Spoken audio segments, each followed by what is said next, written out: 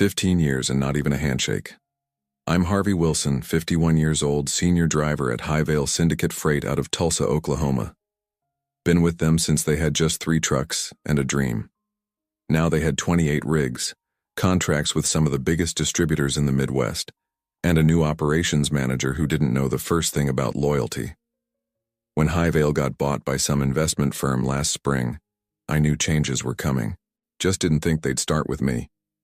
The new ops manager, Darren Kelly, had an MBA and slick shoes that had never seen the inside of a truck cab. He'd been eyeing my salary for weeks, making comments about legacy costs in meetings. That morning I'd pulled in from a 3-day haul to Denver, on time like always, when Darren called me into his glass-walled office.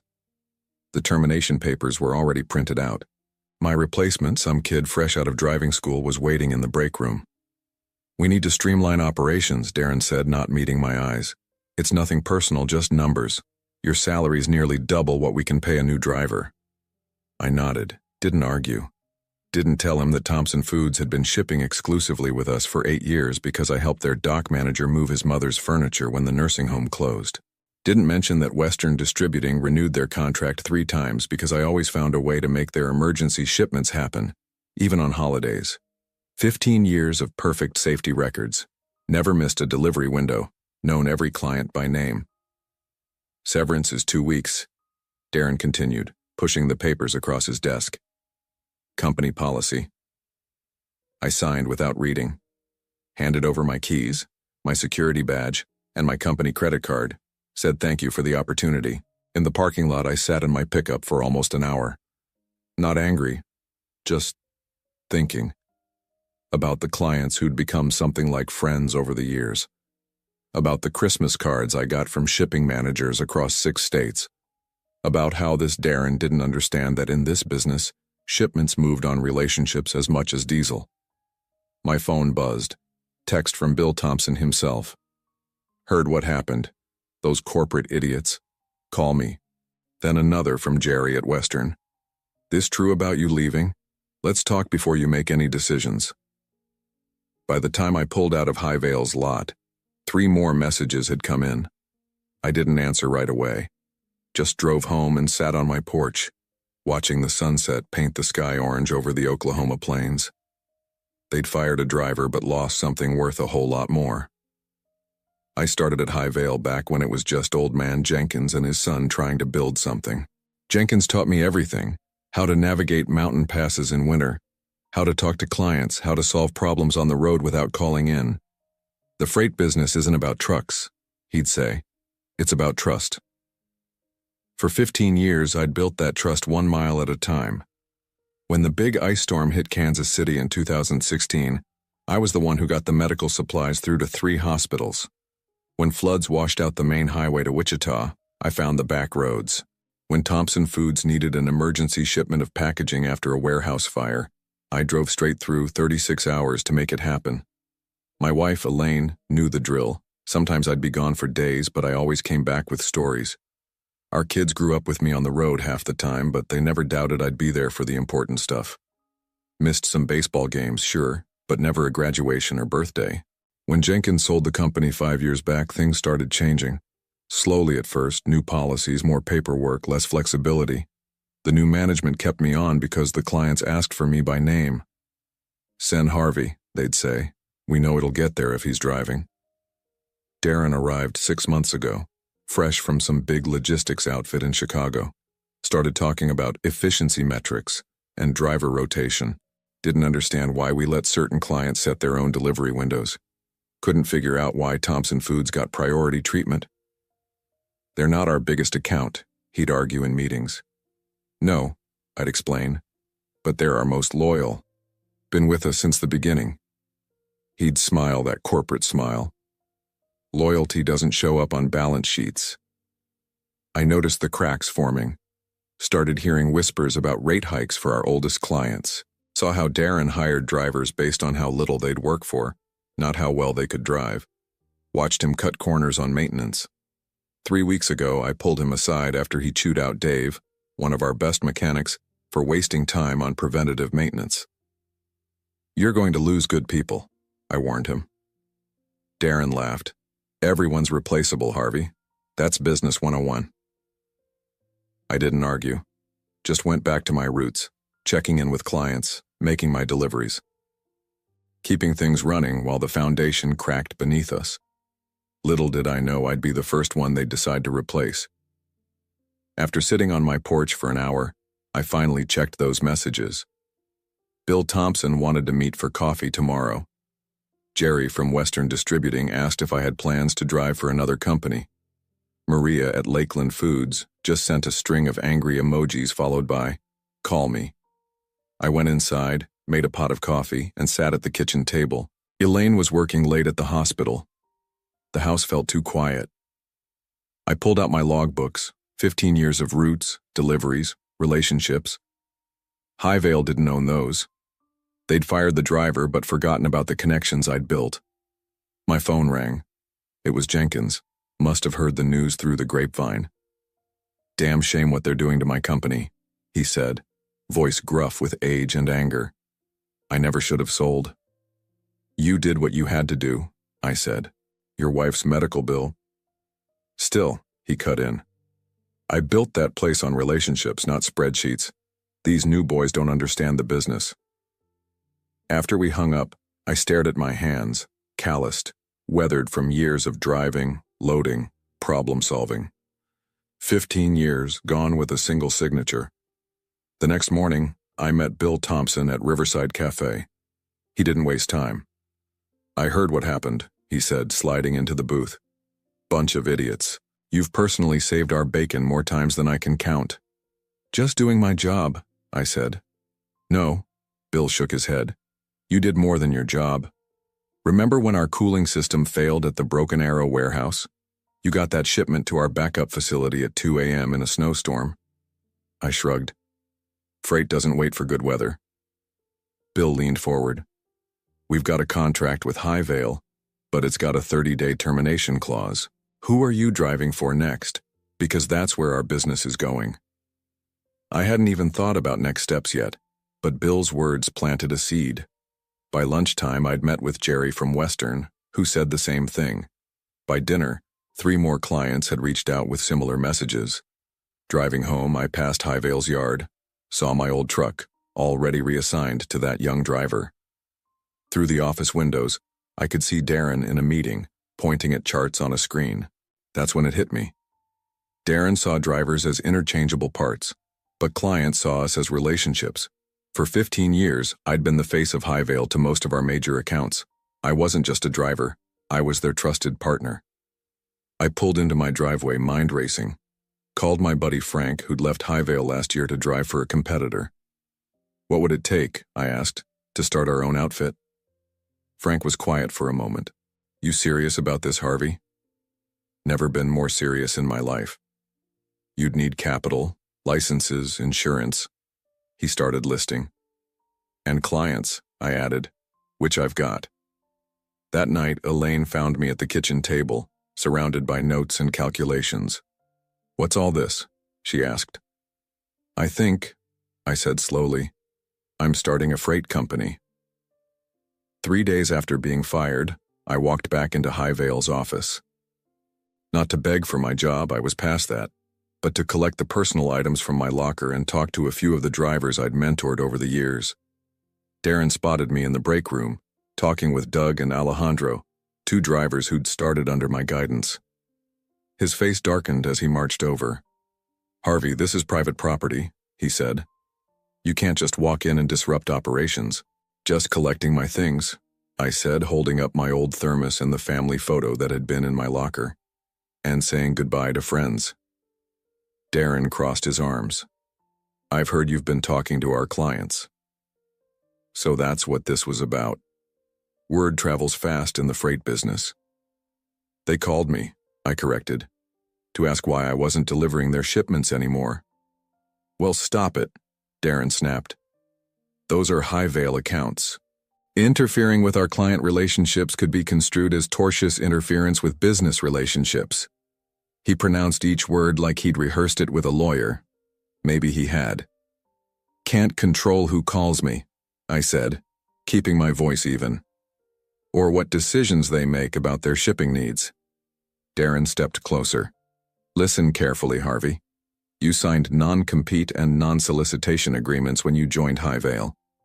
If you try to poach our clients, we'll bury you in legal fees. I hadn't expected this, couldn't afford a legal battle. 15 years of loyalty, and now they were threatening to sue me for taking phone calls. Check those agreements, I said, remembering something important. They expired after 10 years. Jenkins made sure of that. Darren's face flushed. He clearly hadn't done his homework. Regardless, he recovered. This is your one warning. Stay away from our clients. I nodded, picked up my things, and walked out. In the parking lot, Doug and Alejandro caught up with me. He's running this place into the ground, Doug muttered. Cutting corners on maintenance, pushing drivers to break hours of service rules. 3 guys quit last week, Alejandro added. Replace them with rookies who'll work for peanuts. I'd suspected as much, but hearing it confirmed made my stomach tighten. Not just for the business implications, but for safety. Poorly maintained trucks and overworked drivers were a recipe for disaster. You two be careful, was all I said. Back home, I called Jenkins to ask about those agreements. He confirmed what I remembered.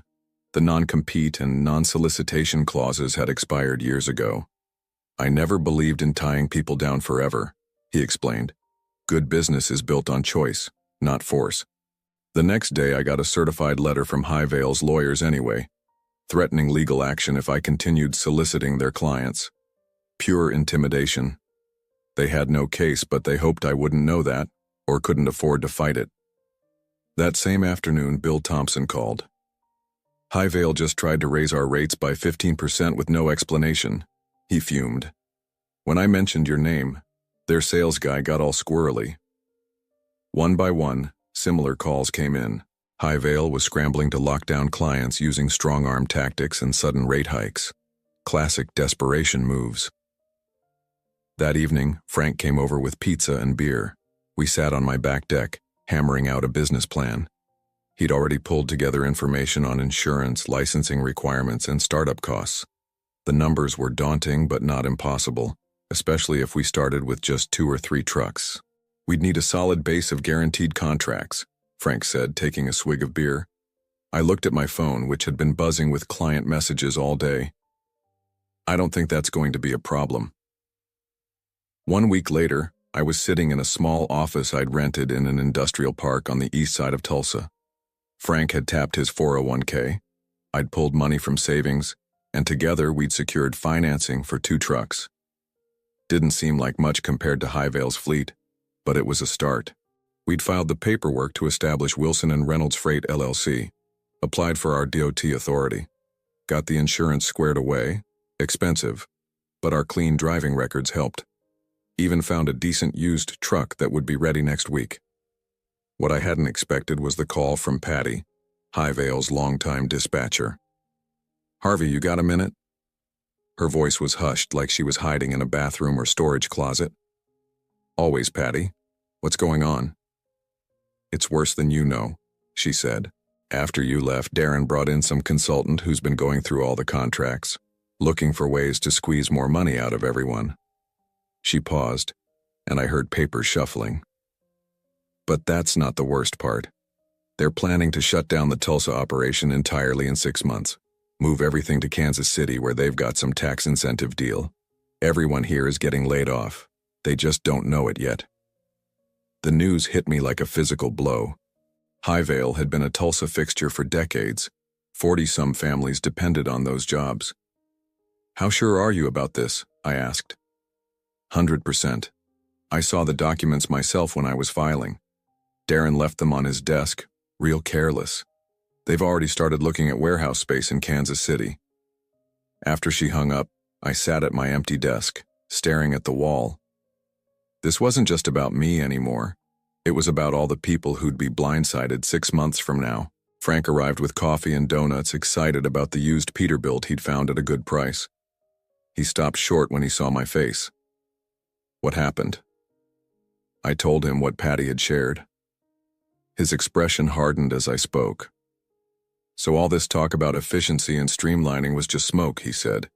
They were planning to dump everyone anyway. Seems that way.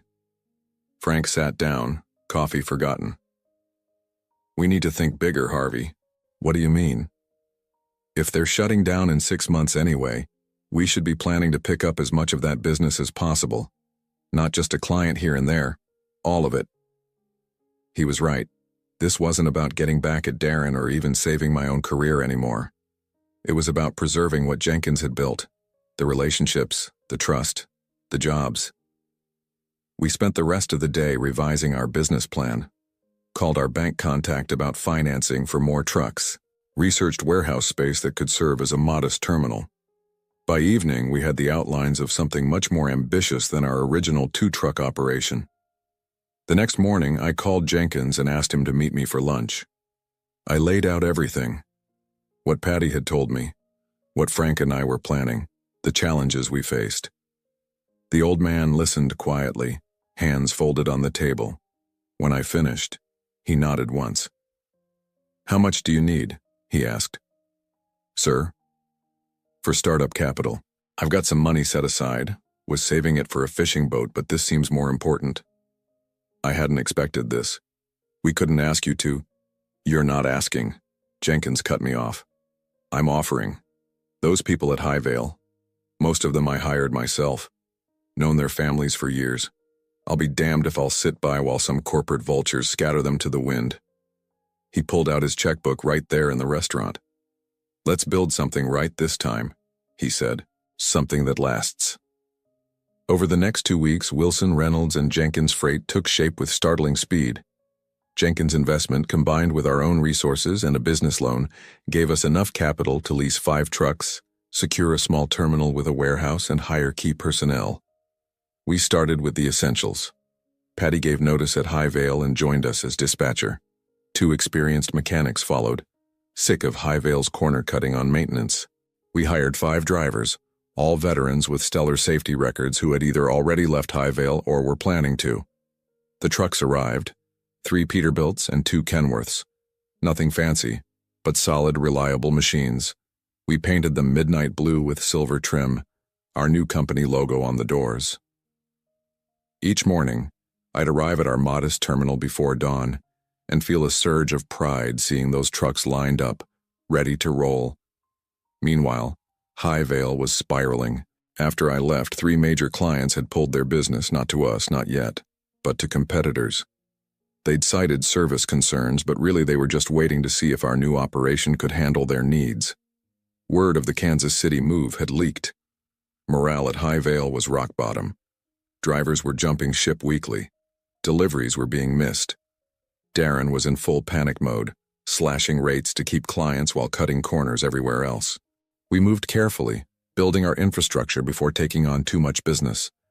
Jenkins insisted on doing things right. Proper training, thorough maintenance protocols, fair pay scales. "The money will follow if we focus on quality," he kept saying. By the 3rd week, we were ready to approach clients directly. I started with Thompson Foods, my longest relationship.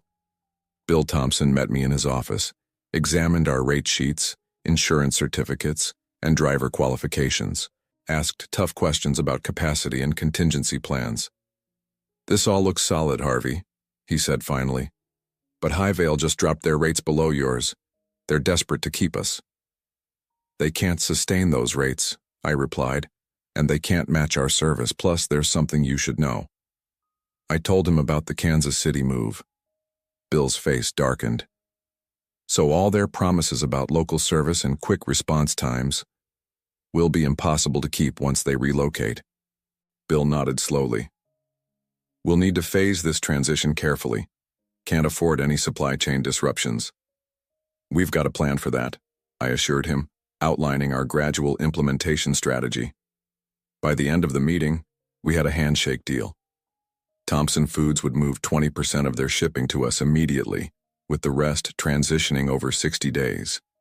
Similar conversations played out with Western Distributing, Lakeland Foods, and 6 other major clients. Not all signed immediately, but most started shifting portions of their business our way. We weren't just taking clients. We were taking the good people too. Every week, another Highvale employee would approach us looking for work. We couldn't hire them all, but we took the best. Experienced dispatchers, skilled mechanics, reliable drivers. Then came the moment that confirmed we were on the right path. Doug, the driver I'd mentored who was still at Highvale, called one evening. "Harvey, you won't believe this. Darren just announced they lost the Cornerstone Builders account." Cornerstone was Highvale's biggest client, 30% of their business. "What happened?" "Word is they found out about the Kansas City move from one of their contacts at Western. They've already signed with someone else." I asked the obvious question. "Who'd they sign with?" Doug laughed. "That's the best part, not you guys. They went with National Logistics. Darren's been running around screaming that you somehow engineered it, but everyone knows it's his own fault. The plan was working better than we'd hoped. We didn't need to actively poach all of Highvale's business.